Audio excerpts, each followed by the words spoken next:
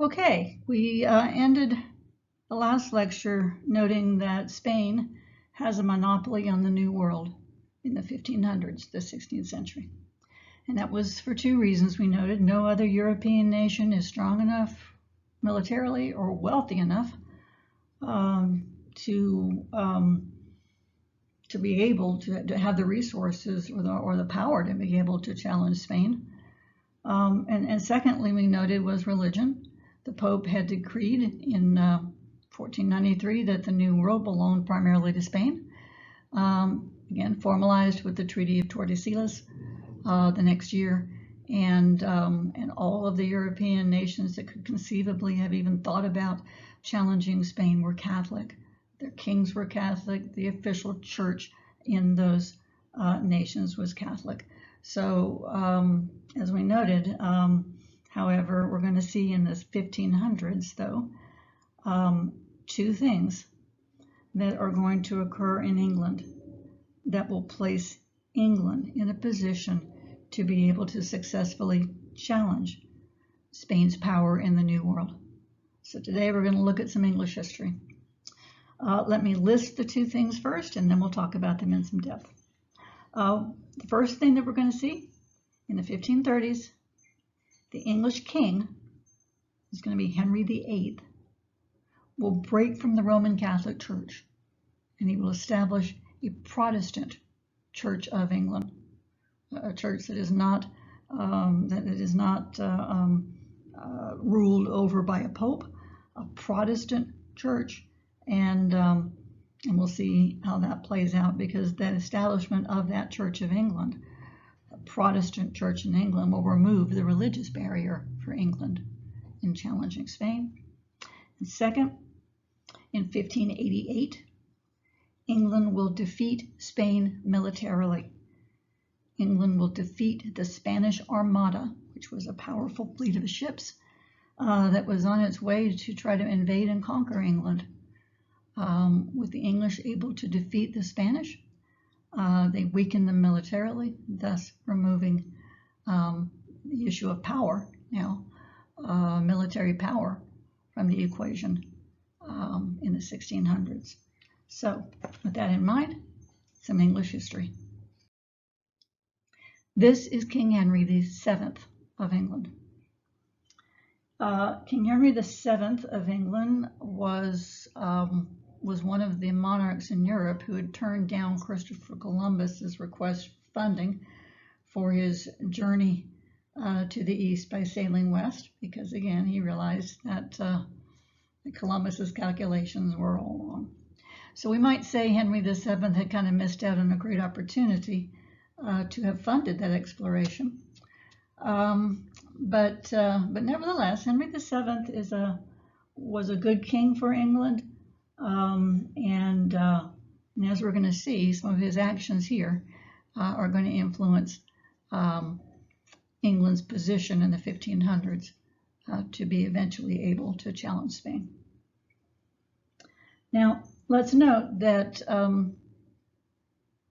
when the Spanish began to establish their colonies and begin to conquer the American native civilizations, Henry VII had made a decision not to challenge Spain.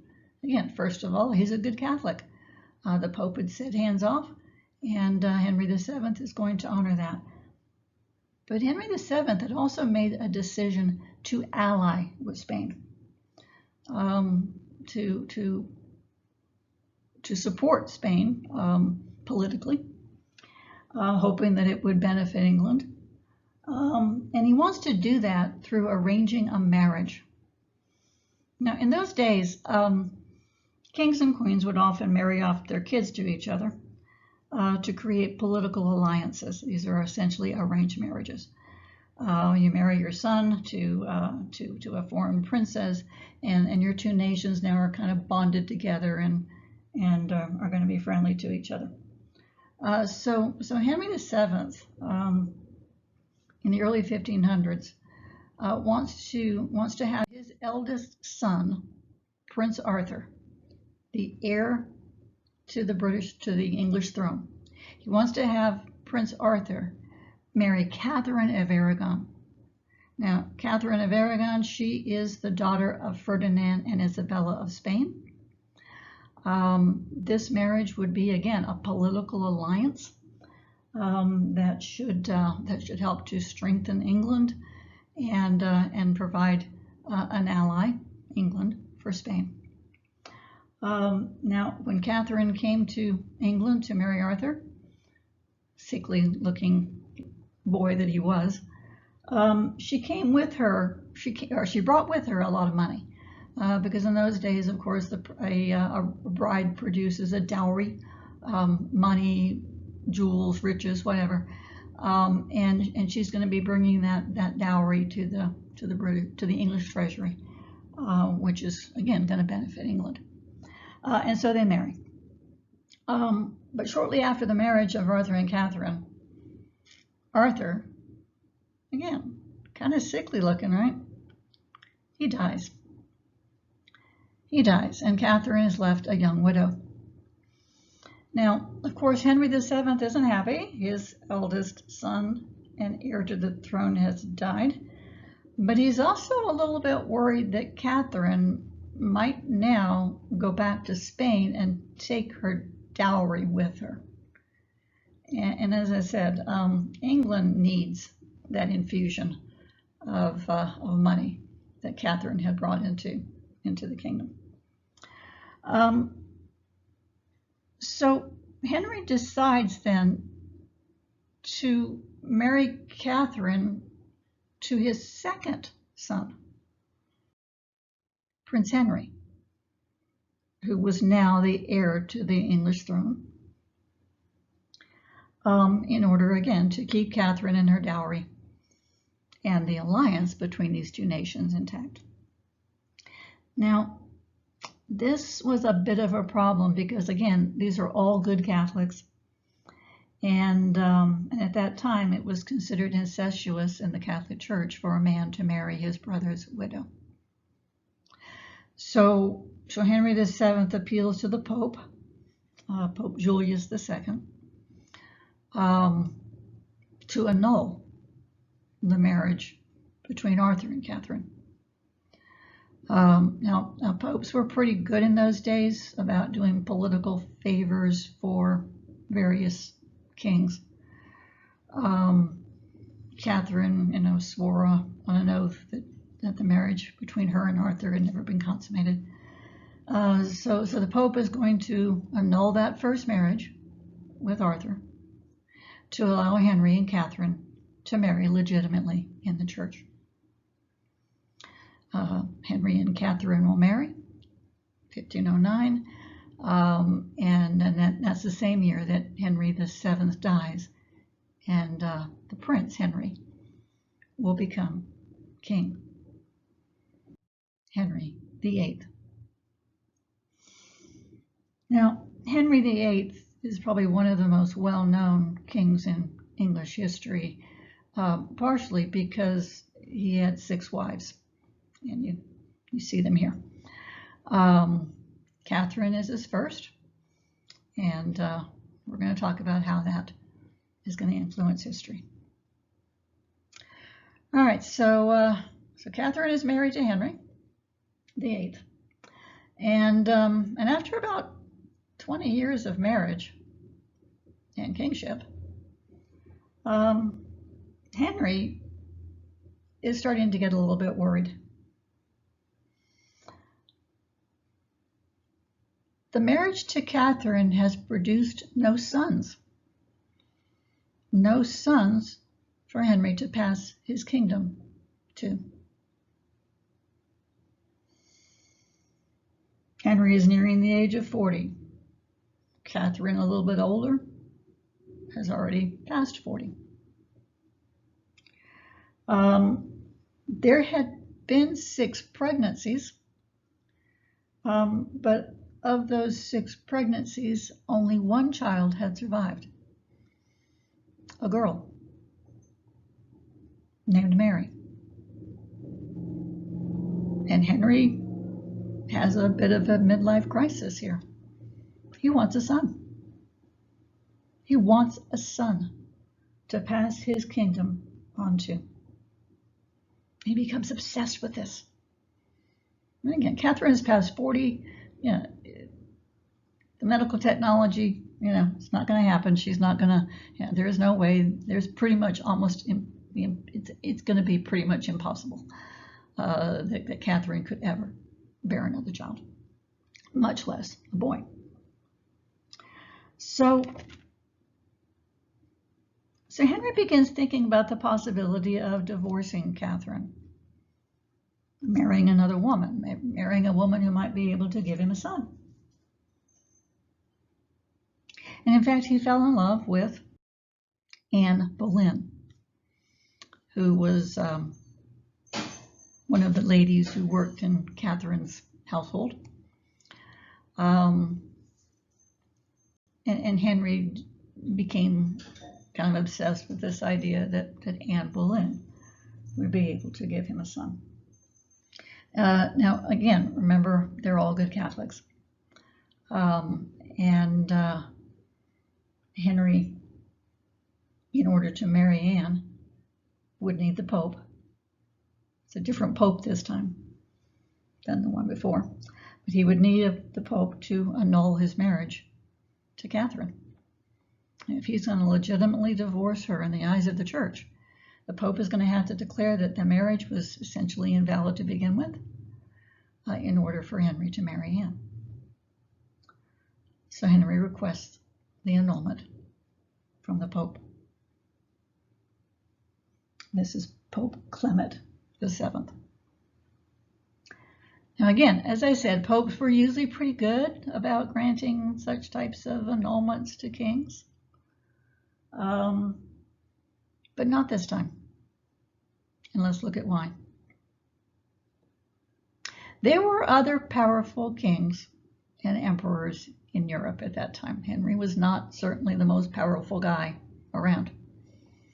One of the most powerful rulers in Europe was the Holy Roman Emperor. His name was Charles V. He ruled the region in approximately what is present-day Germany. The Pope had actually helped Charles to gain that kingdom, that empire, and was a close ally of Charles. So the Pope is not. The Pope is a little. The Pope does not want to rile up Charles V, and there's a bit of a problem here because Charles V is Catherine of Aragon's nephew. So let's note, the Pope is not going to give Henry his annulment. He's not going to risk angering the Holy Roman Emperor, by granting an annulment for Henry to divorce Aunt Catherine. So the Pope said no. Sorry, Henry. No annulment. But Henry really, really wants to marry Anne Boleyn. And he decides that he has no choice but to take matters into his own hands. And so he tells the English Parliament to declare that papal authority in England was invalid, that no longer would the church in England answer to the Pope. And he had Parliament pass another act, to declare that the King of England was now the head of the Church of England. So what this is doing is creating a Protestant church, right?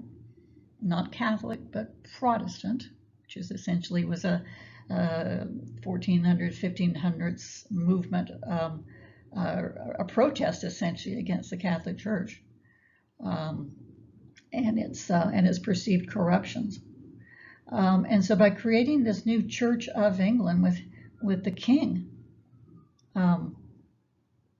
heading that church, Henry now is emboldened to to appoint new bishops for his new Church of England. He asked them to annul his marriage to Catherine. They do so. Henry VIII marries Anne Boleyn. He sends Catherine off to live the rest of her life in a Catholic convent, thus now achieving his goal of marrying Anne Boleyn, who, he believes, he hopes, can give him the son that he so much wants. Now, in due course, we should note that Anne Boleyn will present King Henry with a child, a daughter named Elizabeth. Subsequently, Anne miscarries a male fetus, and Henry becomes enraged. Henry goes off the wall, really, believing that Anne Boleyn must have committed adultery, that any boy of his would not have died, would not have miscarried. And so he charges her with treason. They sent her to the Tower of London, and she was eventually beheaded, executed, which now left Henry free to marry again. His third wife is Jane Seymour. Jane Seymour will give birth to Henry's son, but she died 12 days after giving birth, after complications. But Henry now has a son. Now again, Henry's going to go on to marry 3 more times. You see them in the little box on the PowerPoint. We don't need to worry too much about them. None of those marriages lasted very long, although the last one did indeed survive him. But let's understand that when Henry broke from Rome to create the Church of England, this Protestant church, he didn't do so for religious reasons. He did it so he could divorce Catherine and marry Anne.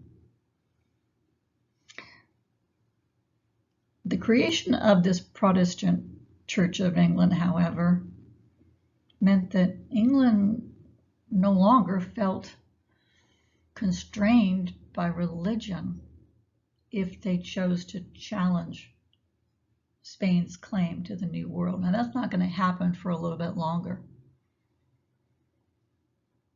But that break with the Roman Catholic Church, the creation of the Protestant Church of England, will eventually remove the barrier for England to challenge Spain on any religious grounds. Now, we should also note that when Henry created the Protestant Church of England, it basically was still the Catholic Church in all but name. They retained all of the ritual and prayer and the basic structure of the Catholic Church, just kind of rebranded it, a Protestant Church of England with the king at its head. But eventually Henry will die, and Henry VIII will be succeeded on the throne by his son. His son, Edward VI, who you might be able to tell from this picture is a child.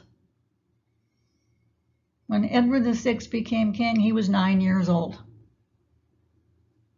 Now let's consider, are we really going to let a 9-year-old child be the real king of a nation?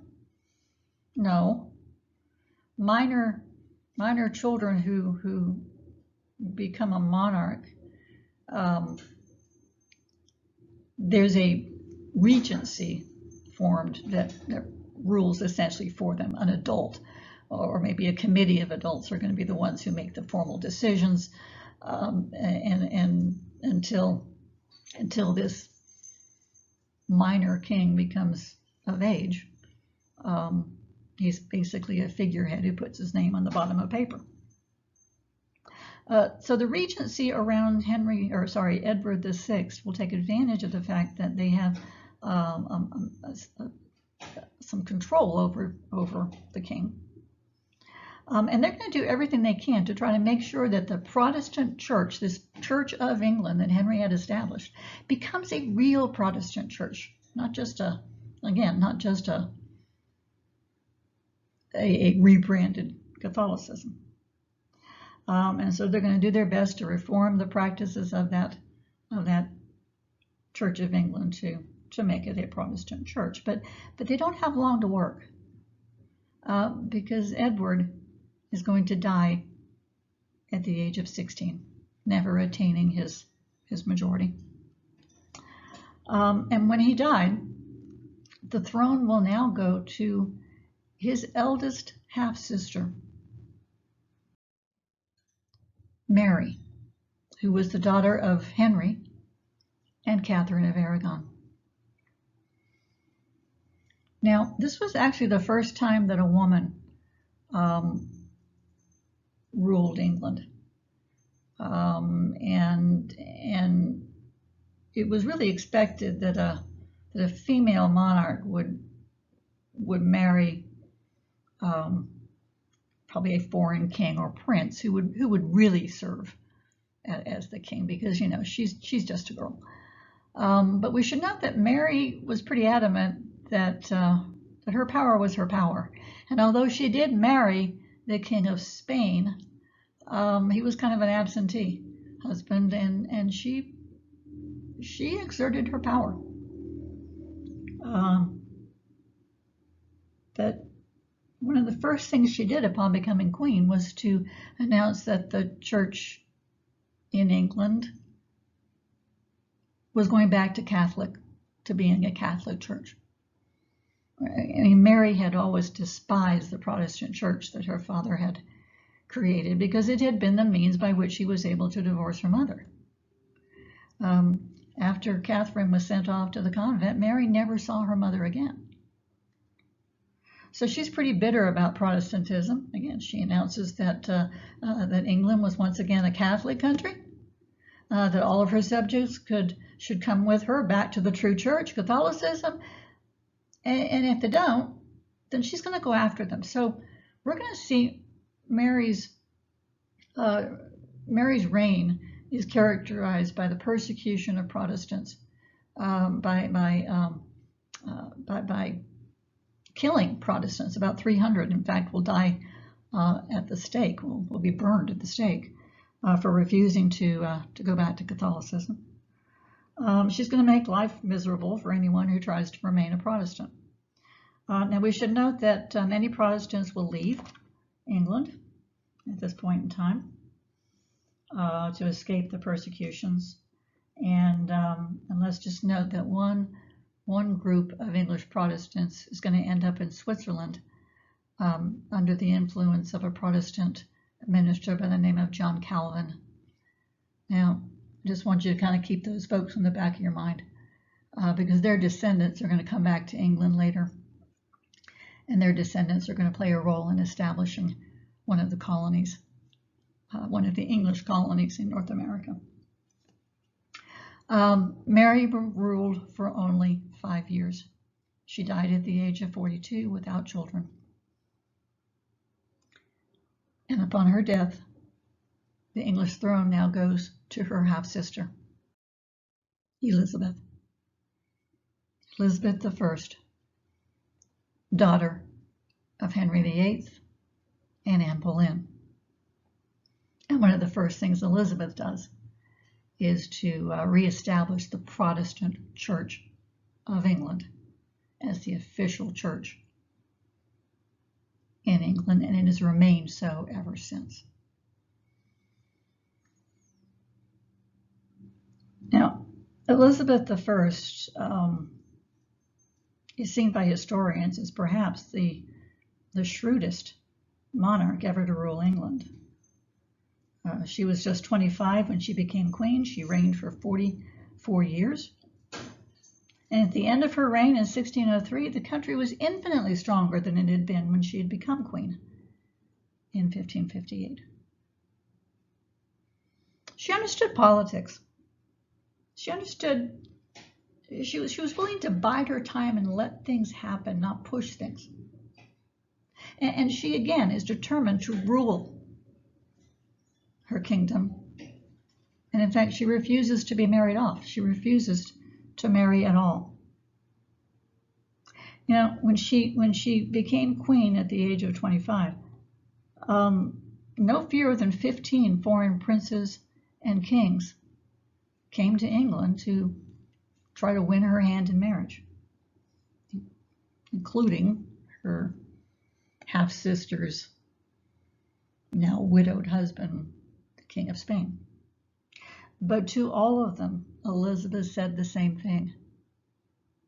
She said, maybe. Maybe. I'll consider it. Maybe I'll marry you.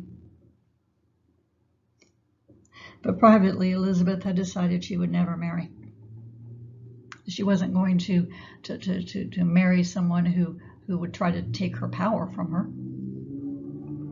But nevertheless, she used the prospect of marriage as a political tool to keep her kingdom safe, because as long as she was of childbearing age, and that was going to be another 15, 20 some odd years, as long as she was of childbearing age, why would a foreign king or prince try to provoke England, try to attack them, perhaps, as long as they held some hope that Elizabeth might still marry them? She dangled the prospect of marriage out there to keep her kingdom safe. Because she never married, historians, or she's known as the Virgin Queen. Was she a virgin? I don't know. Nevertheless.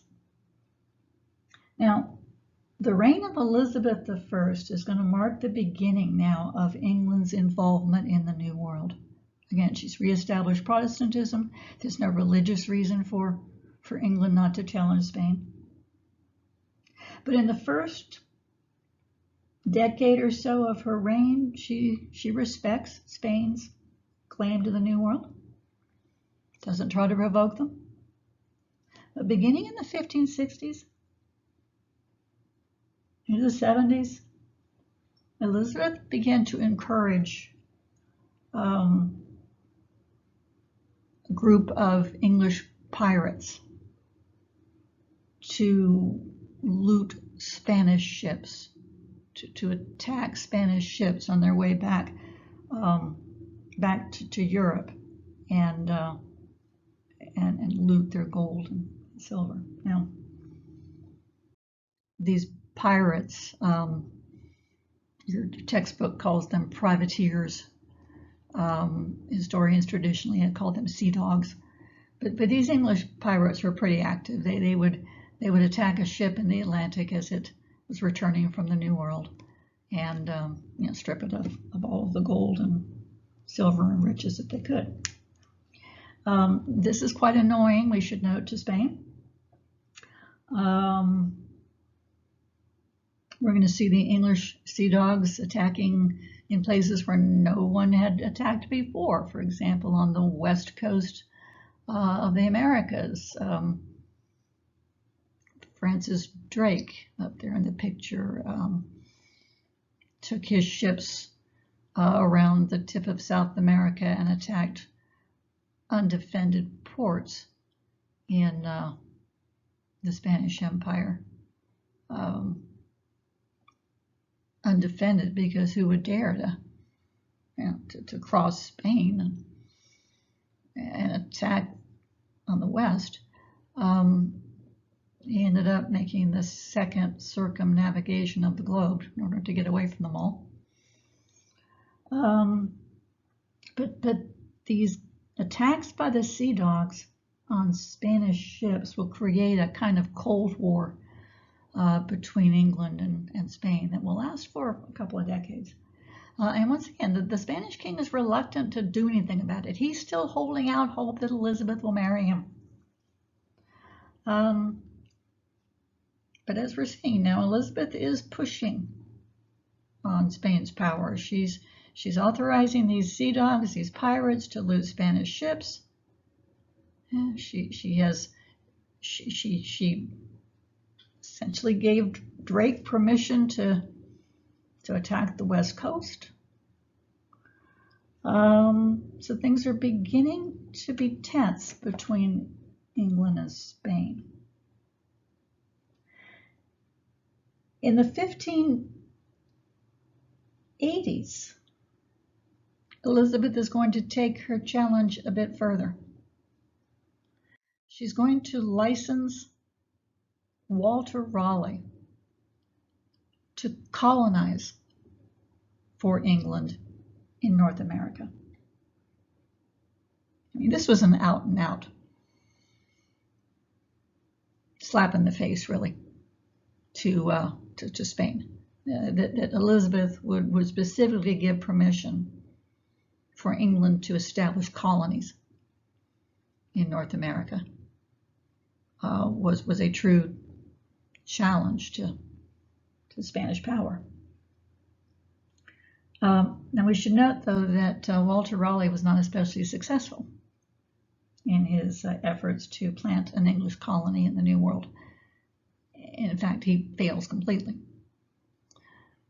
Now, Walter Raleigh wanted to colonize this region here on the map, the Chesapeake Bay region, in this area that he had named Virginia, right, for the Virgin Queen.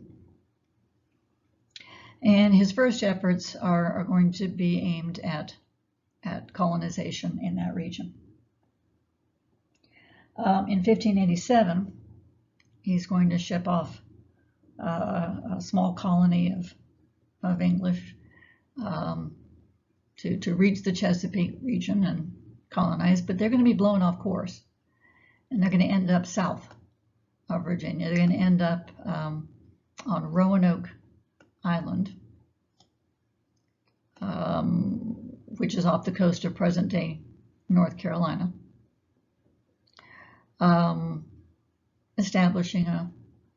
attempting to establish a colony there.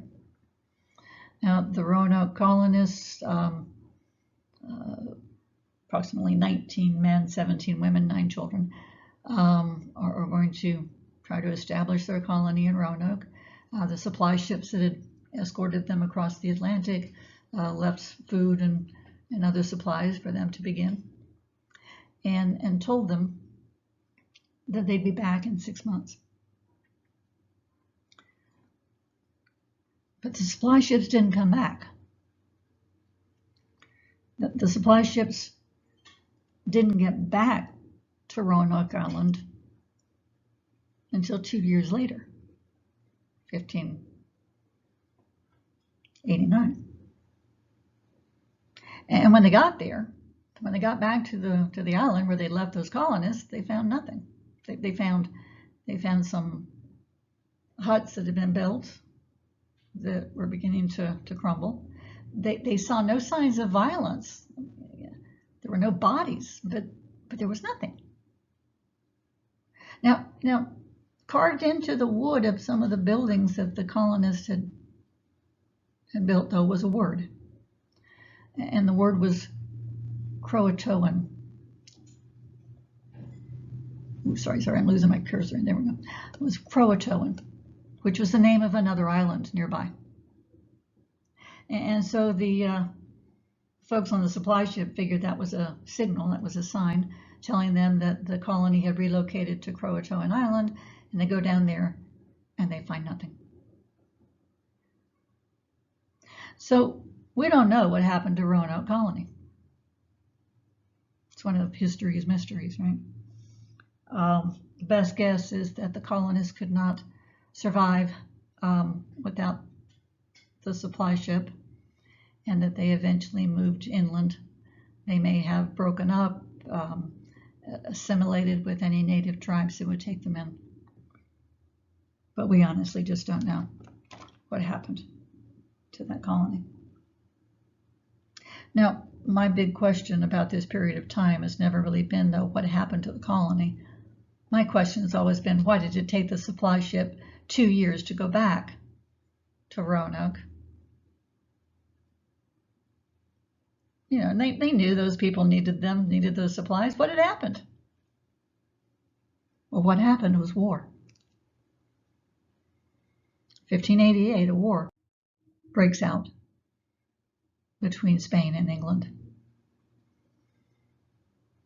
All the naval resources are going toward the war, not sending a bunch of supplies to a small colony across the ocean. King Philip has finally had it. You know, after 20 years of the Sea Dogs attacking Spanish ships and Spanish ports, King Philip finally figures it out that Elizabeth isn't going to marry him or anybody else. And so he put together a powerful fleet of ships called the Spanish Armada, the largest assembly of ships ever put together to that point in history. He had a fleet of 130 ships carrying approximately 30,000 men.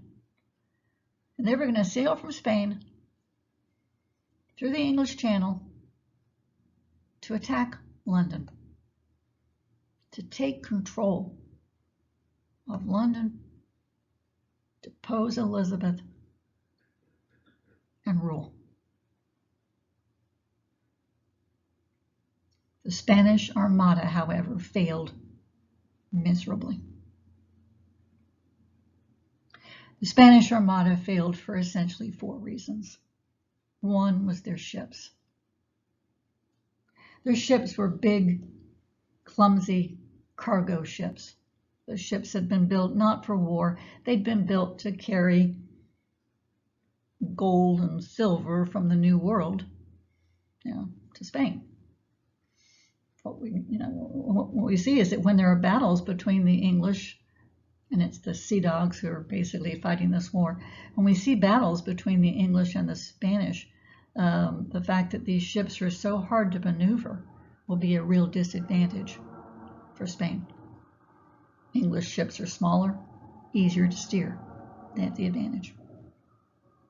Second, English weaponry was better than the Spanish. English weapons could fire further, could fire from a distance that the Spanish could not accurately return fire. And so the English were able to kind of stay back and fire their cannons or whatever at the Spanish, but the Spanish weapons couldn't reach them. So again, advantage, England. The English also used some pretty unorthodox tactics. They're most famous for their use of what were known as fire ships. They encountered the Spanish fleet at a port in Calais here, and they're going to outfit an old ship of theirs with gunpowder and tar and set it on fire, and then unmanned push it toward the Armada in port and do a whole lot of damage to the Spanish fleet. But nevertheless, it did look like there would be enough of the Armada to actually be able to mount a successful invasion of London. But as the Armada was attempting to land, a big, powerful wind blew up from the south and pushed those ships, and again, they're sailboats, they're sailing ships. They pushed those ships past London up into the North Sea, where they encountered vicious storms that destroyed huge numbers of Spanish ships. And so ultimately, the Armada limped back home, unsuccessful in their attempt to invade,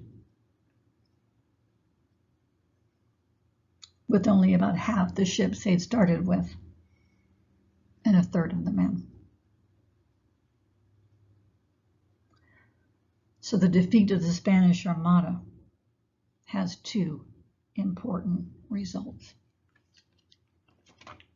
One,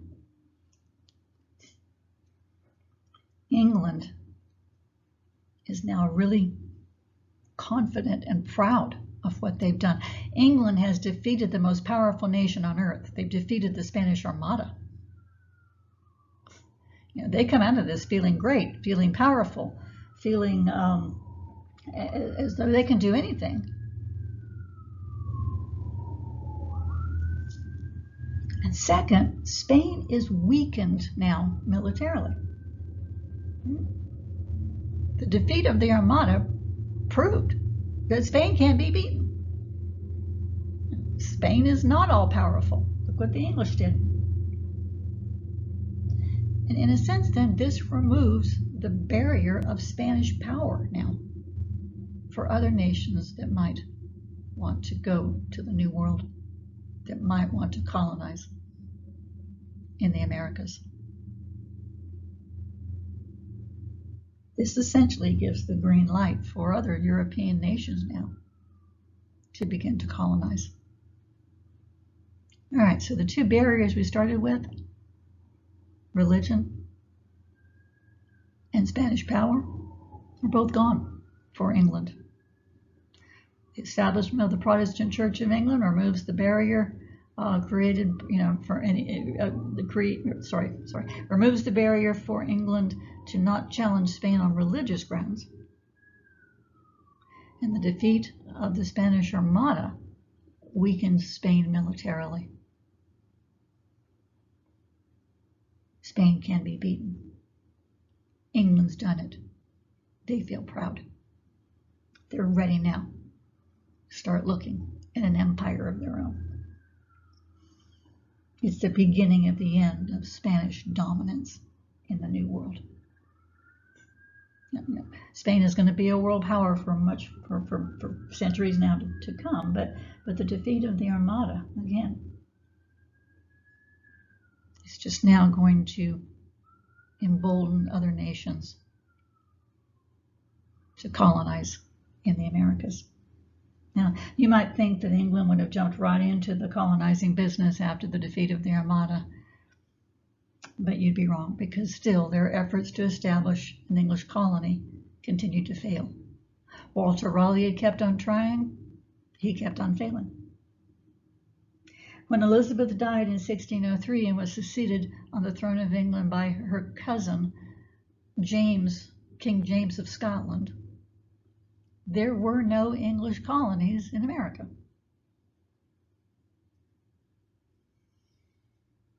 But there will be one coming. England will establish its first permanent colony in North America in 1607. And that'll be the topic of another discussion later. Y'all take care.